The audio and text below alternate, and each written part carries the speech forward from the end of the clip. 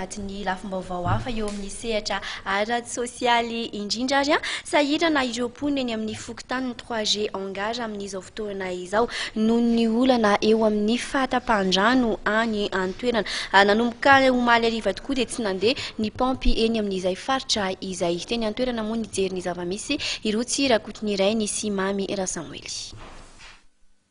Nanomboka omaly hariva ny tsy nandeha ny paompin-drano eny amin'ny fokontany 3G Hangar. Sahirana araka izany ireo mponina an-toerana amin'ny fakana rano.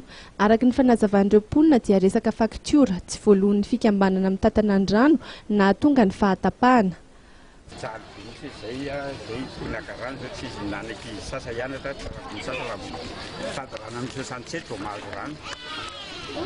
Voatery mandeha toerana lavitra ireo mponina araka izany vao afaka matsaka.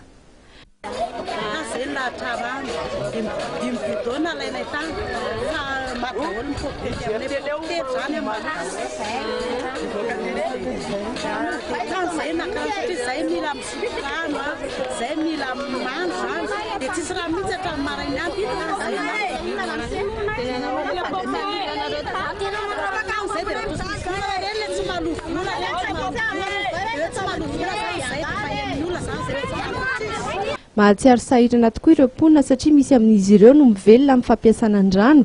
Misy ohatra no mpanasa lamba izay mampiasa 5 bidon-drano isan'andro ary misy kosa ireo mpatsaka.